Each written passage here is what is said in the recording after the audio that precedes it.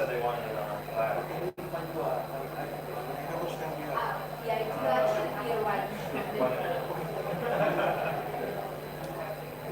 Oh.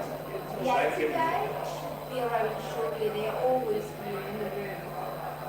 I gave Sal my flash card. Should I give it to you? It is to find the IT guy. Yeah. Is the one connected. Okay. Here it is. Oh.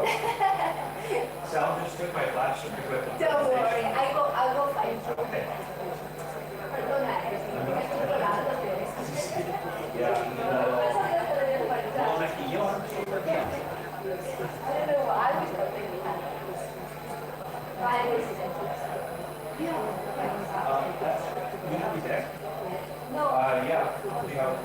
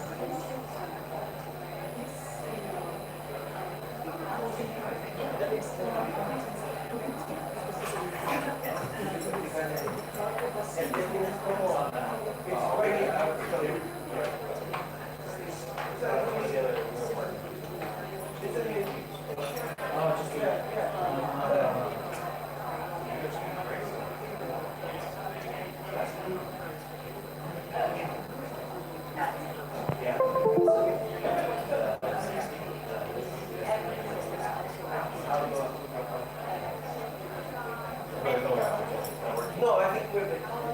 Yes.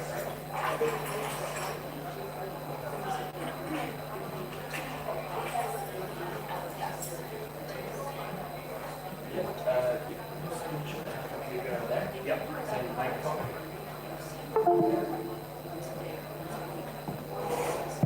Yeah.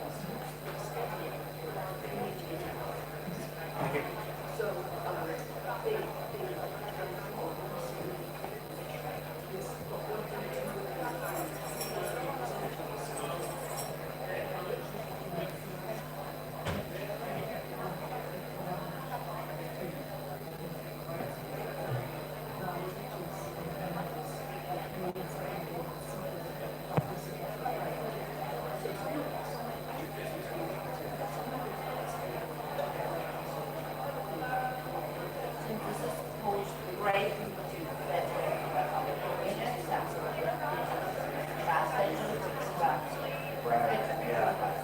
I'll give you full 20 minutes. All right. I have no idea whether it's 20 minutes. I literally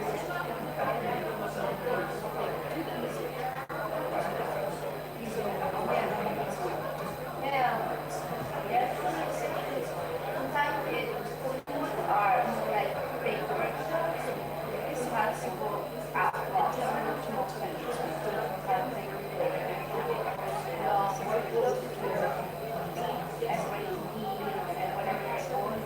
everybody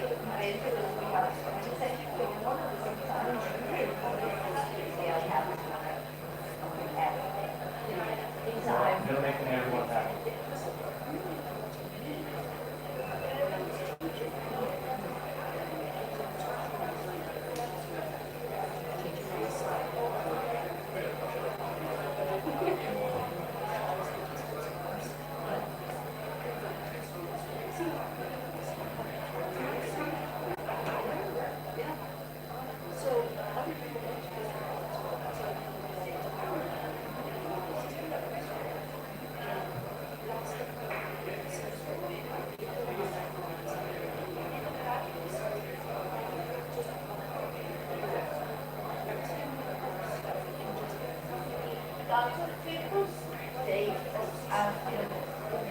promote technically announce it again. yeah. So when Sure. they are not for this one, nobody's going to. Sure. It's trying to figure it out. Okay.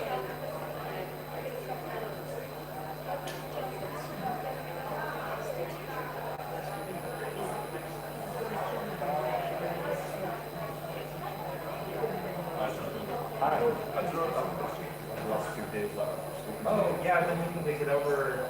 Yeah. You guys It's just spent a so many people. Yeah. And now actually, because I'm actually, I would make it feel like it's like, if you want more information, I'll come upstairs. That's the last day. I know it's all I say last block session. So what I'm still I'm still happy. Yeah.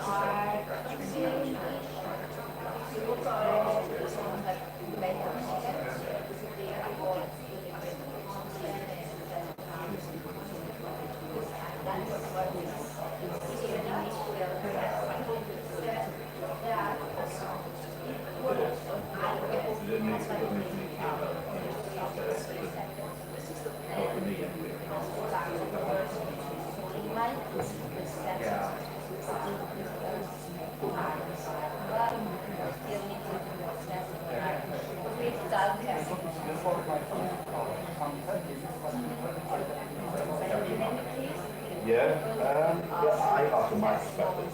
So on the regular Moodle app, and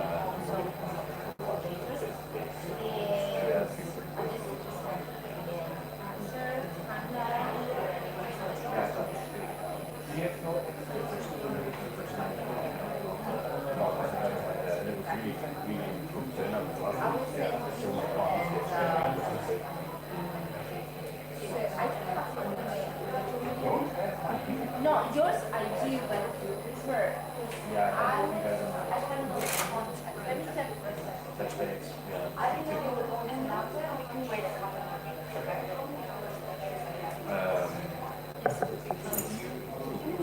Yes.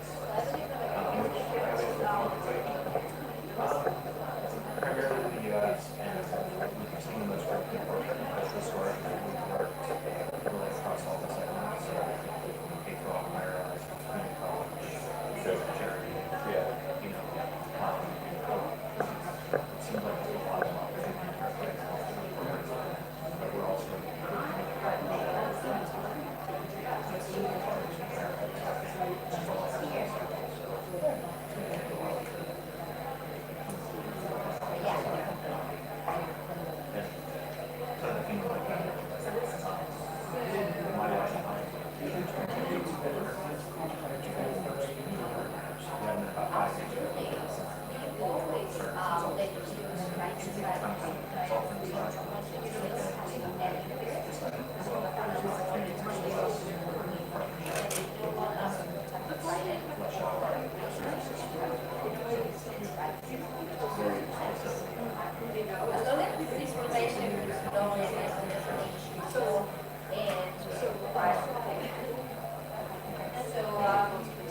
anyway, so being very interested in differently, so trying to get after flexibility and stuff, those things, so especially in the middle space where techniques works, that control them. It's very hard to have organization. I agree with that. They don't do, you know, that's our case.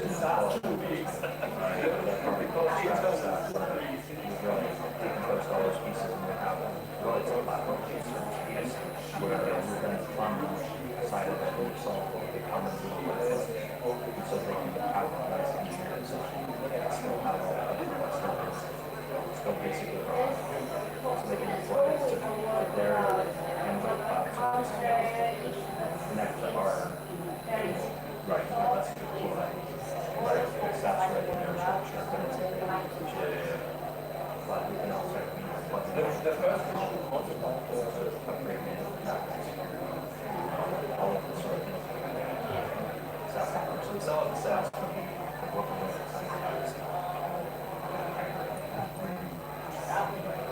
okay. Thanks.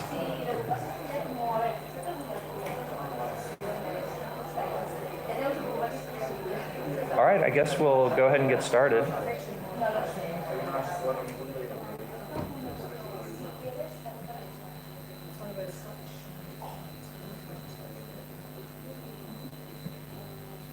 My name's Jonathan Moore, and I'm one of the co-founders at My Learning Consultants. We're a Moodle partner, and what we're going to talk about this afternoon is just kind of share some examples of projects that we've done to extend the basic functionality of Moodle to make it more tailored fit to the organization that we were working with. So we'll talk a little bit about like our process, but mainly I'll share some things, and then we may do a little conversation back and forth sharing. So a little bit on my background.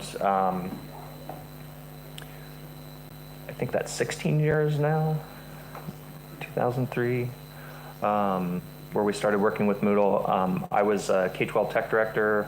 My wife was a classroom instructor and someone that helped other teachers implement technology. And so we started as users of Moodle, brought it into our organization, learned how to use it. Then we worked with one of the first Moodle partners. We were first 2 employees.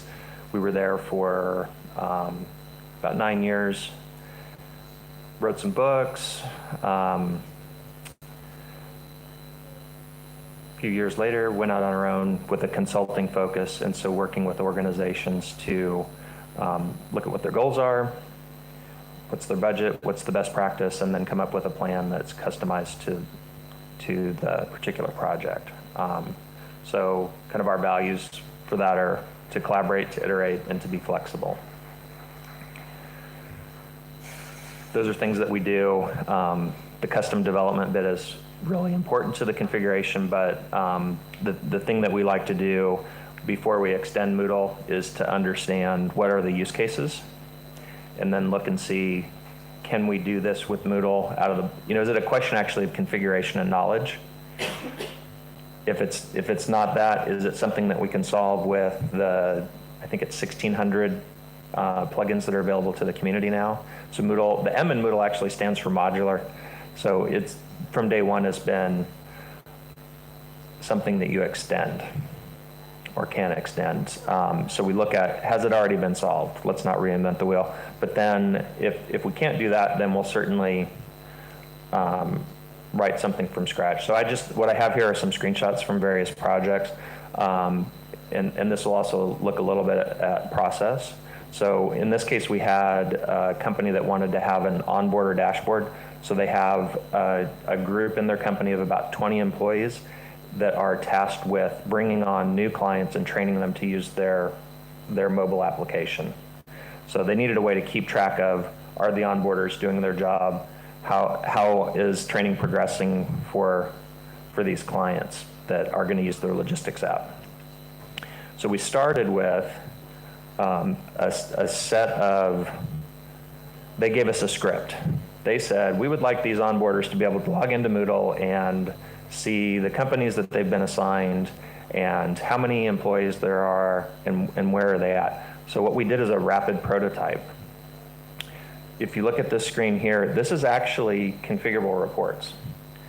And what we did is we added an HTML block to the dashboard, and then we put the direct link for configurable reports in an iframe. So this is extending Moodle, but through really configuration and through knowing some SQL queries to create these report screens. So this was the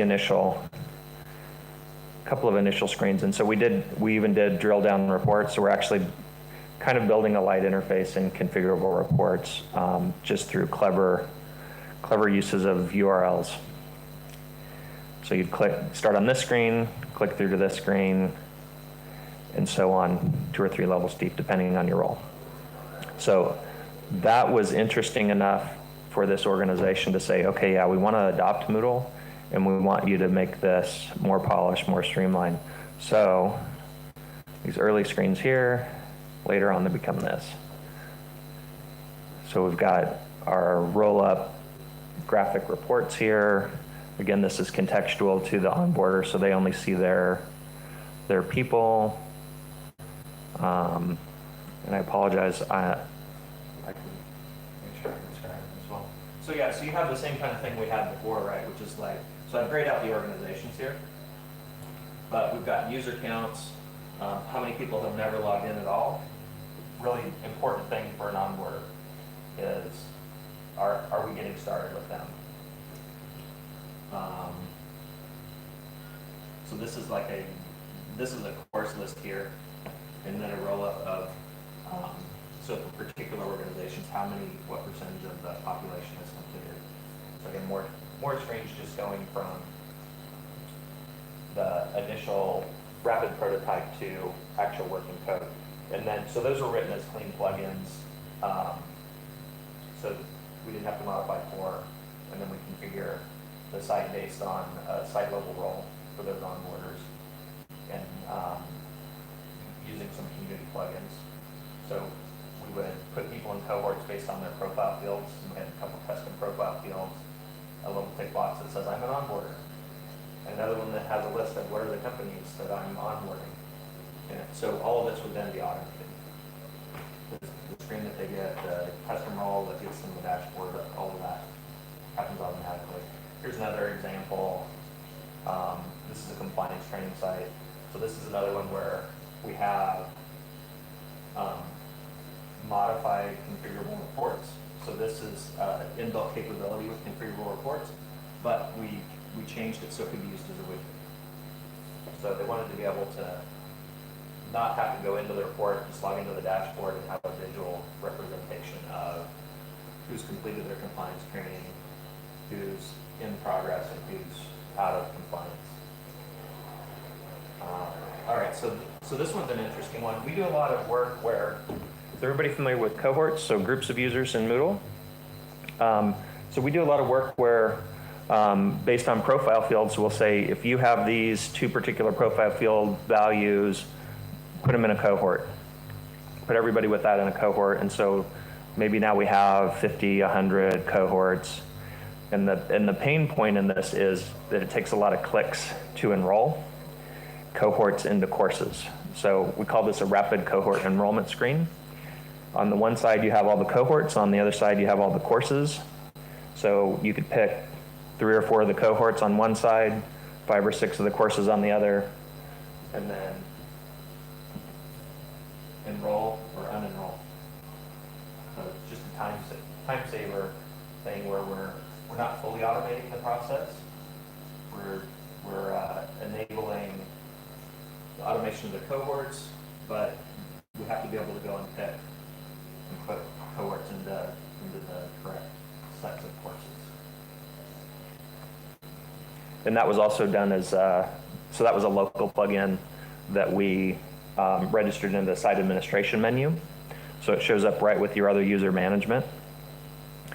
And so it can be cleanly dropped into any Moodle site that, I don't know, whatever version that was, probably 3.5 up. So this is some screenshots for a project that it's a CAD software company, and they so they have lots of business-to-business relationships where they want to have people certified on a particular version of the software. So this is a lot of the work was this catalog and making it visually appealing. So all of the courses that they have available, and then who has purchased a license for. So basically, I think the way that it works is if you bought the software, then you have the rights to take the course. So very licensing and multi-tenant focus. So this is actually built on, is anybody familiar with a version of Moodle called EMA? So it's one of the other Moodle partners out of, I think it's Scotland, eLearn Design. But it's a multi-tenant version of Moodle. So we started with that. And it also has license management. So you can have a tenant in the system, and then you can say, I have 500 licenses of this set of courses. So you might have 10 courses in a bundle and say, I've sold you 500 of those, and then it would keep track of how many of the people in my tenant have used that license and basically tick it down and only display the courses available that they have left. Not very good. This is more reports and UI for that system. So again, the visual look was important to them. They wanted to have a kind of a flat tile look on that project. So that's the samples that I have. How are we doing on time? Let's say 8 more minutes. Yes, 7. Okay. So I'll open it up to questions or sharing your own anecdotes of where you've extended Moodle or how you might like to extend Moodle.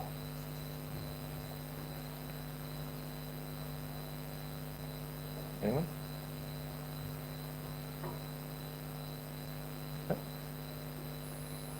Okay. We will call it a session. Yeah, go ahead. Just discussed with the colleagues about course life cycle management. Yes.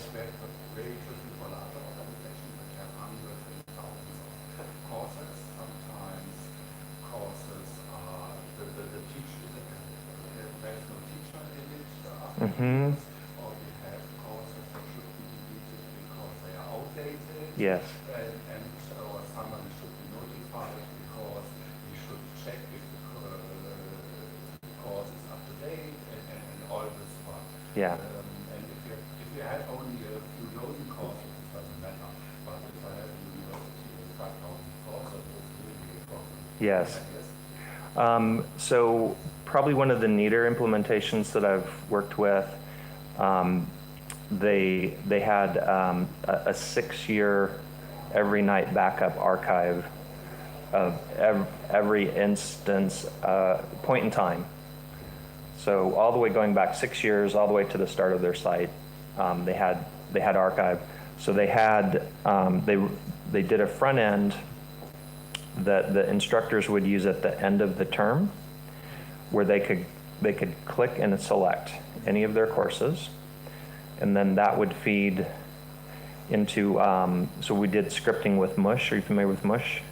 It's a Moodle command line tool. So so they would, basically that was a form you filled out. And so that went in just like a simple little flat database that's instructor ID of the course, right? And that, and then what they would do is they would spin up a new empty version of Moodle. And I can't remember if it was every term or maybe every year, but some interval like that. So blank site, and then they would run Mush to do the course imports from this form database that they had. So they got pretty good at so they have their identity provider connected, they've got their base configuration into the blank site, and then they literally are talking with this big archive to just bring the course back up in, uninstall it, put it into the correct category. And so that was how they dealt with, somebody had to ask to actually have that course stay around rather than it just automatically staying around. So start with an empty site and then start with having the instructor, because they're the ones that know if they're going to use it, with requesting, I want this instance of that course into the next term. And then, so they had great compliance. They had like a clean room lab for those really old, because literally like, you know, a 6-year-old site, like it's really hackable, right? So they had an isolated network where you could come in and make an appointment and you could pick any date that you wanted, and you could see a version of your site, what it looked like at that time. It was running that version of the source code. And then you could, you know, pull an archive out of there to have imported. But so they were doing a couple of facilities with that, but the rollover part they automated by having them fill out this little web form and then integrating that with Mush into a clean Moodle site. So that's one they really liked. And it's very, you know, it works to very big, and it makes your Moodle site smaller so the database performs better and things like that. So I'm a fan of that one. Other? Yeah. Other questions or? Yeah.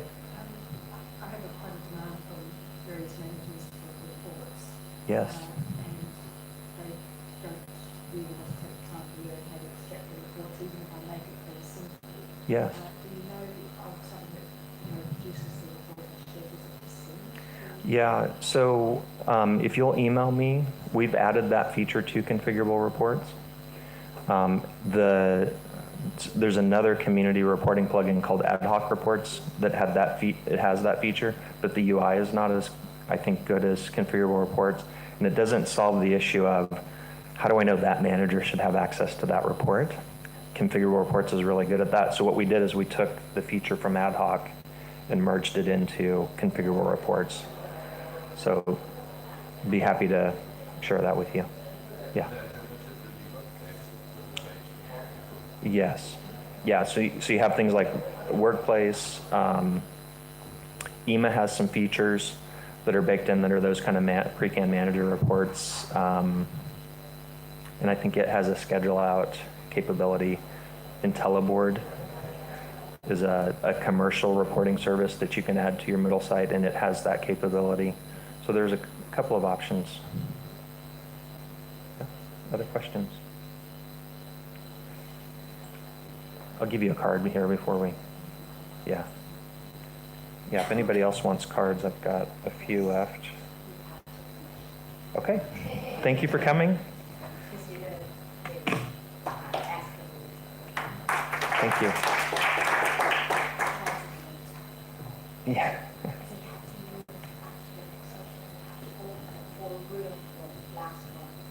Oh, okay, got it. It's all right. I'm going to try and make up time, so don't worry. Don't worry. Well, you have 20 minutes, but if you make it to 15-ish, that would be... I can make it around 10 minutes. I'll make it around 10 minutes. Yeah, that's the one.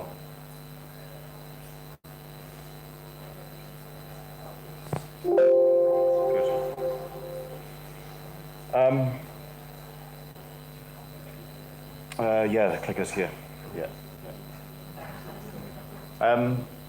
Okay, so my name's Mark. I'm from the Turnitin partnerships team, and lead on partnerships in EMEA, but also in other regions as well. Has everybody heard of Turnitin? Know of Turnitin? Yeah. So Turnitin has a range of services and products in the academic integrity sphere. So we are probably best known for originality check, and that's text-based matching and comparison. But we've actually been looking to diverse a little bit and have other services come under the umbrella of academic integrity. And authorship investigate is one of these services. So we've been around for 20 years. We were established in 1998 as a company. So the idea of copy and paste plagiarism and collusion, there's been services out there to try and assist in identifying where any unoriginal work has been submitted. So that's been a flag for instructors to help them in terms of providing feedback to the student and teaching them how to reference correctly. However, the types of misconduct have kind of changed over time, and as those types of misconduct change, the ease of detection actually grows more difficult. It's more difficult. It's harder. So you know, what this is showing here is that, you know, over time it's gone from copy and paste plagiarism to collusion to contract cheating. So I don't know if everybody understands exactly what contract cheating is, but I've got a quick term which I'll explain in a second. But as the ease of detection goes up, the severity of the penalty increases as well. So what is contract cheating? These are just a couple of quick quotes that we've got, one from the UK, from one of the awarding bodies, and also from an institution in Australia as well. So really the way I would quickly define it is that where a student is submitting a piece of work they know they haven't written themselves, knowingly hasn't written themselves. So I'm not going to read those out, but it's a situation where a third party, you know, somebody else, an SA Mill, has written the paper on behalf of the student, and the student submits it on as if it's their own work. So contract cheating, is there a problem out there? Well, actually what we found is there's 3 actual approaches to contract cheating. One is we've found institutions who are saying, look, we're not aware of it, it's not happening here, they've been in complete denial. There's others that say, I know it's going on, but, you know, we're finding it really difficult to identify that, and they don't have the capabilities to create the evidence that it's actually happening. And then the third one is where some institutions have caught instances of contract cheating, but they're spending hours and hours and hours trying to find evidence to build a case against that student. So actually this is a good quote in terms of what is contract cheating.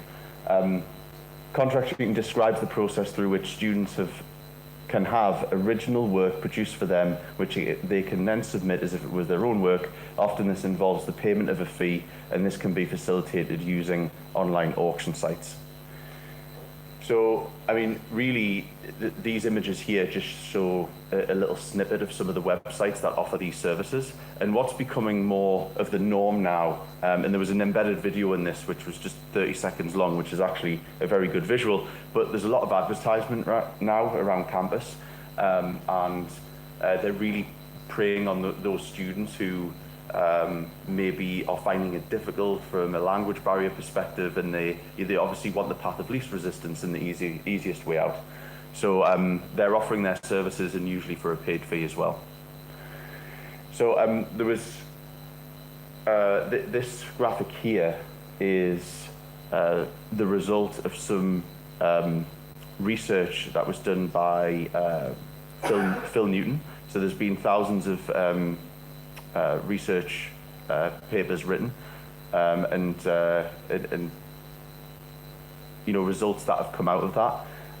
But as you can see here, what it's saying is that 1 in 7 have bought or sold or traded notes, and the big number there, 60% of students admit to paying a third party to write their own work. The worrying thing about this is that not every student have answered these surveys, and you know, those who have, how honest have they been? So it could actually be, the problem could be a lot bigger. We have this slide in to kind of give a little context of what it might mean for your institution. This is just simple maths. And you know, with an institution with 10,000 students, you know, potentially if around 15% of students have admitted to having work written for them, that's potentially 4,500 assignments that are affected. So what instigated the need for a technology solution? So there was the Fairfax media. They access copies of assignments, and and bank receipts, etc. So they tried to connect everything up. So they did, this was the part of the MyMaster cheating scandal. Has anybody heard about this at all or know about it? So this was actually back in 2015, I think it was, yeah, November 2015. So Fairfax Media accessed all of this data, and basically they found that thousands of students were buying papers from unsecure websites, and they were selling to Chinese students. And up to 1,000 of these students were from 16 Australian universities. So actually, you know, there were more than 70 university students who faced suspension. We actually work quite closely with UNSW and staff there, and we've had a good relationship with them for many years, and they actually came to us with some supporting data. And over the last few years, this is really where the service has been born from. It started out as a research project, but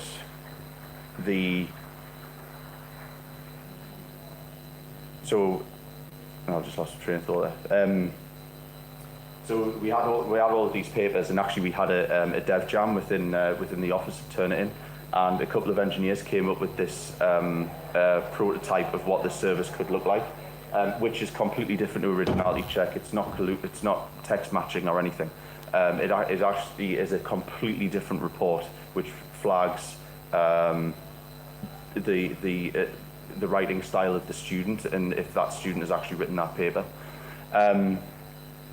Back after the MyMaster essay scandal, we started working with somebody called Robert Leonard, who was actually a consultant for the FBI, and he provided us a report back on the types of what should be highlighted in a piece of work that would potentially call out if it's fraudulent, and pinpoint certain flags. So obviously there was a list of around 150, but we had to narrow this down to put it in a meaningful report so it could be interpreted. The misconduct process as we see it, it starts with suspicion, and where authorship investigate comes in is around the evidence gathering and the analysis, and trying to make that process more efficient, right through to sanctioning any the outcome and how they would deal with the student. So I'm not going to go on that slide. This slide's probably better.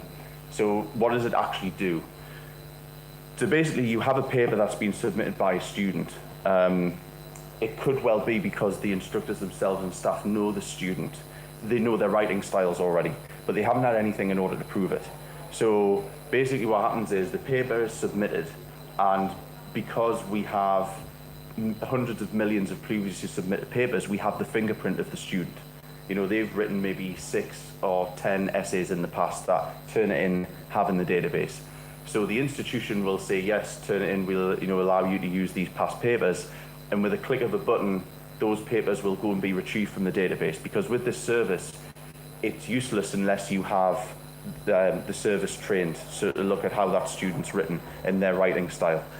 So the paper is compared against all of those submissions, and then a report is created which looks at the writing style and a lot of other flags and data points, which actually I didn't bring them down, but on the stand upstairs we have more information about this. So it goes in the authorship report, and the idea is that the suspicion is confirmed, and then that can then build a case for addressing the issue. And we also have a process and a workflow built into the system which helps with the whole case management, from the detection of it to then dealing with the student.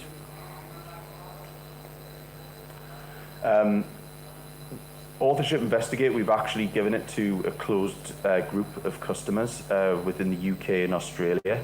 The reason we're doing this is just learnings from when we launched Originality Check many years ago.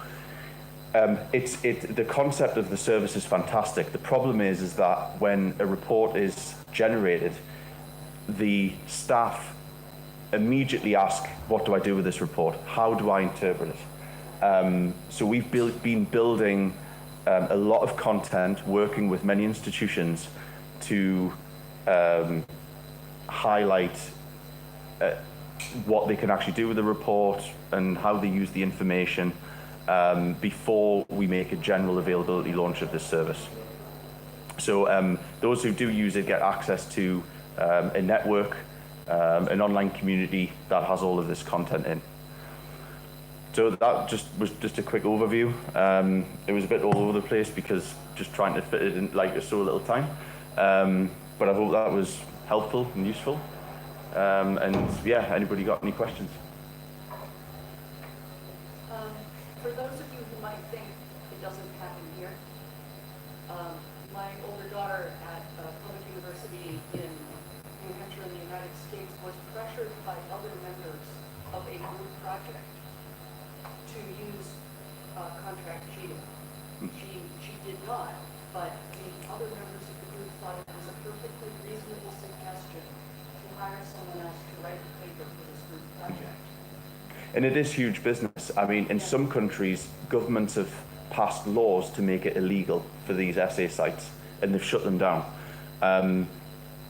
Currently, you know, some of the biggest academic communities like the UK, Australia, haven't passed that legislation yet, but it's a big problem, but it's huge money for these companies as well. And like you say, it happens more than you actually think, and it's getting more popular, and it's becoming a big issue for the institution. So it's kind of moved from plagiarism 1.0 to plagiarism 2.0.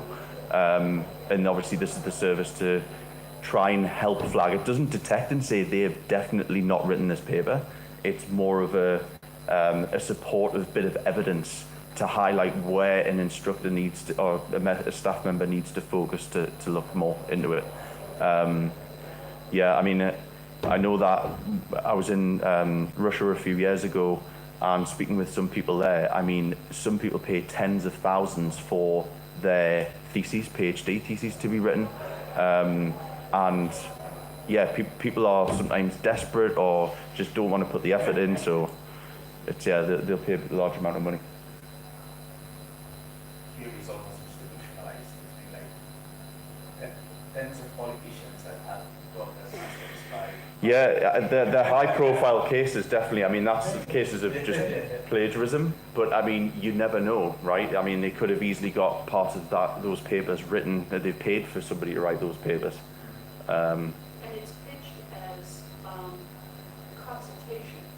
It is. Will help you Yeah. write your paper. Yeah. Will help you improve your paper. And the way these companies are structured is the liability lies with the ghostwriter themselves. So yeah, it's, you know, the UKSs, we put a paper in, you know, we got it back and it was plagiarized, and we tried to follow up, and basically the ghostwriter class said they were bankrupt, so we couldn't claim back. But yeah, that's what happens. They claim that, oh, we don't advise the students to submit this as their own work. We don't think it's happening. Of course they do. They know for a fact the students submitting it as if it's their work. But I mean, it's a bit of a grey area, and they know they've got deniability.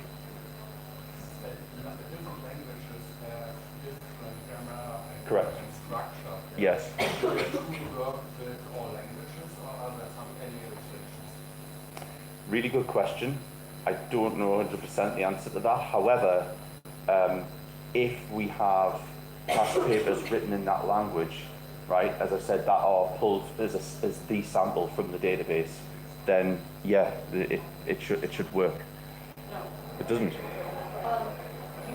discussed this with the FBI forensic Yeah. expert. Yeah. Who told you linguistic markers that are specific to English? You would need another writing forensics expert for each language. See, I'm not an expert in that, so but like just from the data, we have the data there. So if we did do that, then it would work. To really do this kind of analysis of writing stuff, you need somebody who knows what the forensic Yeah. markers are in the specific language. And really, it's taken us 3 years to get to this point. Yeah. So but once it's done, it's useful. Yeah, it's powerful.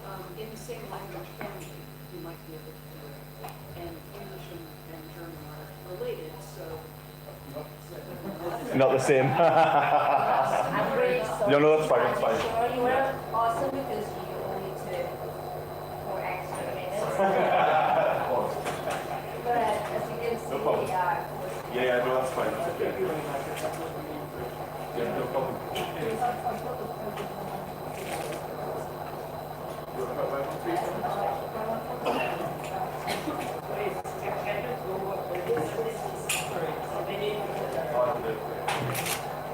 akhir minggu pa lalu baru akhir minggu akhir sampai pas lalu baru seperti orang sekarang namanya Messi ke lalu baru no vale no otro día por eso porque como más su cosa que ahora me hacen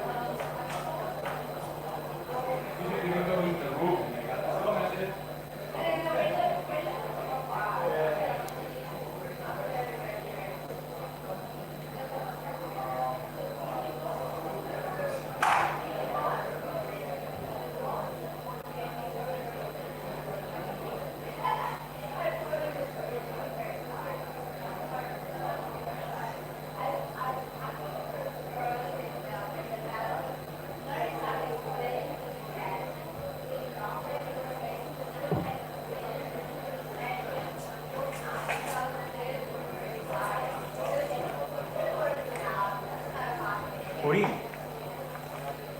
pots enviar aquí a la gent de l'Sky Force? De l'Sky Thing? Uri? Això, ja està res.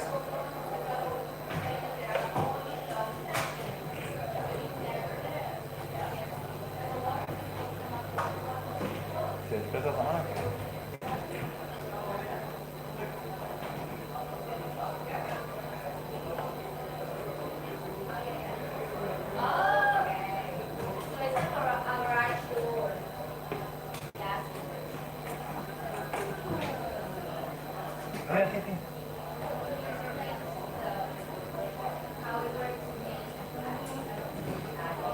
La pantalla també...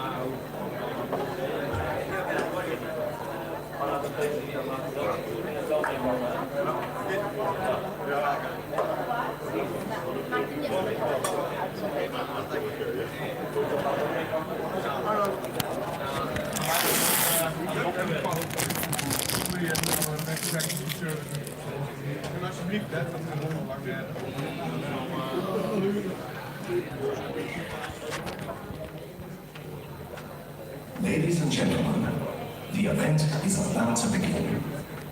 Please take your seats and turn off your mobile phones. Thank you very much.